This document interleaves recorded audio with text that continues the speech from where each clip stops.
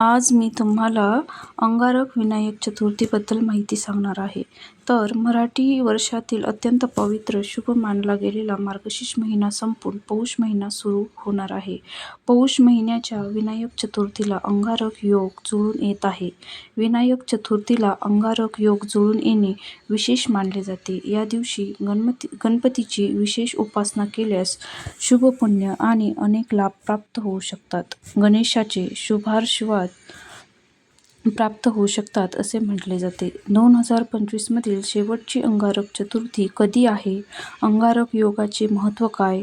गणेशाची उपासना कशी करावी याबद्दल आपण या व्हिडिओच्या माध्यमातून जाणून घेणार आहोत.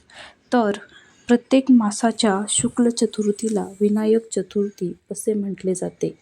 विनायक चतुर्थी ही माध्यान्हव्यापिनी असावी लागते, अर्थात त्यात सूर्यदर्शनाला महत्त्व असते.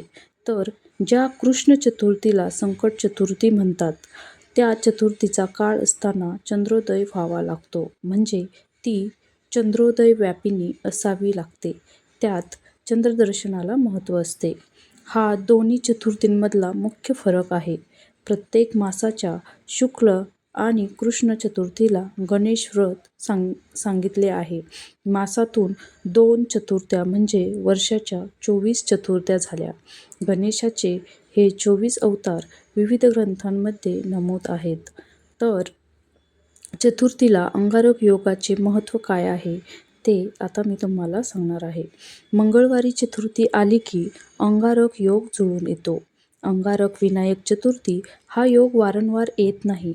याबद्दल पुराणात तसेच गणेश पुराणात संदर्भ आढळून येतात असे सांगितले जाते. अंगारक म्हणजे मंगळ ग्रह, जो निखाऱ्यासारखा लाडभडक असतो. त्याने भारद्वाज ऋषींकडून गणेश मंत्र घेतला आणि गणरायाची उपासना केली.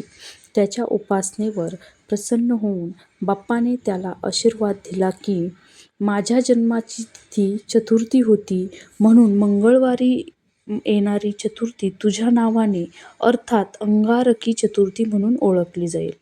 परत एकदा सांगते मी की बाप्पाने प्रसन्न होऊन त्याला आशीर्वाद दिला की माझ्या जन्माची तिथी चतुर्थी होती, म्हणून मंगळवार येणारी चतुर्थी तुझ्या नावाने अर्थात अंगारकी चतुर्थी म्हणून ओळखली जाईल.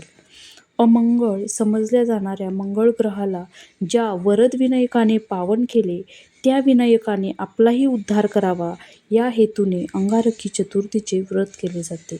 तर अशी करा गणेशाची उपासना. संकट चतुर्थीला आपण दिवसभर उपवास करून रात्री चंद्रोदय झाल्यावर चंद्रदर्शन घेऊन उपवास सोडतो. परंतु विनायक चतुर्थीचे व्रत एकादशी व्रताप्रमाणे दोन्ही वेळेस उपवास करून करावे. म्हणजे आपण सकाळी उपवास धरला तर तो संध्याकाळी सोडू नये, तो डायरेक्ट दुसऱ्या दिवशी सोडावा असे शास्त्रात म्हटले आहे. उपवास शक्य नसेल तर गणेशाची मनोभावी पूजा अर्चा करून ओम सिद्धिविनायकाय नमः या मंत्राचा जप करून व्रतपूर्ती करावी. गणेश पूजनात आवर्जून अथर्वशीर्ष म्हणावे. गणपतीला आवडत्या गोष्टी अर्पण कराव्यात, जसे की जास्वंदाचे फूल आणि दुर्वा अवश्य अर्पण कराव्यात. शिवाय मोदकाचा नैवेद्य दाखवावा. मोदक शक्य नसेल तर लाडवाचा नैवेद्य दाखवावा. अथर्वशीर्ष म्हणणे शक्य नसेल तर संकटनाशनम स्तोत्र म्हणावे. गणपतीची मनोभावे सेवा करावी. शक्य असेल तर गणपती मंदिरात जाऊन बाप्पाचे दर्शन घ्यावे.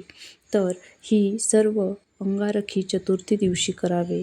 ही संपूर्ण माहिती मी तुम्हाला या व्हिडिओच्या माध्यमातून दिली आहे. तर व्हिडिओ आवडला असेल तर चॅनेलला सबस्क्राईब करा आणि व्हिडिओला लाईक करा. थँक्यू.